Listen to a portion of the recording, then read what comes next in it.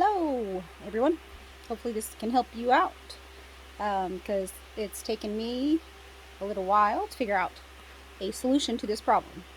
Changing the alternator on a 2003 Volkswagen Passat 1.8 liter turbo, and everything's pretty straightforward and a lot of videos about taking it out, which is great. But I was having a problem holding the fan pulley or tensioner pulley still so that I could break that bolt in the back loose so that I could get the bottom bolt out of the alternator. So what I found after breaking a couple of Allen wrenches, didn't have either long enough something or it wouldn't fit through the damn hole. So what I came up with,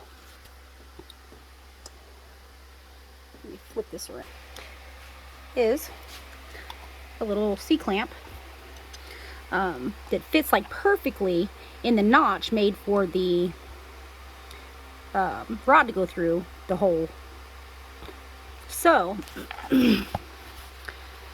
as you can see, maybe, there we go.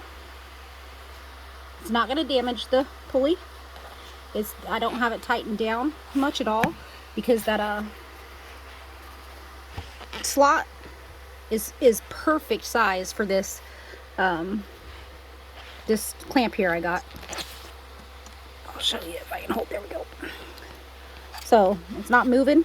It's not allowing the fan to move. Holding this still nice and tight so that I can break that bolt free. Hopefully this helps somebody out, because I looked and looked for a rod or something to slide through the hole, whatever. And then I was racking my brain trying to figure out how I was going to hold that still to get that belt broke loose, or that bolt broke loose. So you guys are welcome. I'm all about tips and tricks because YouTube's great. That's how I do everything. So more tips and tricks would be great from anybody that got them.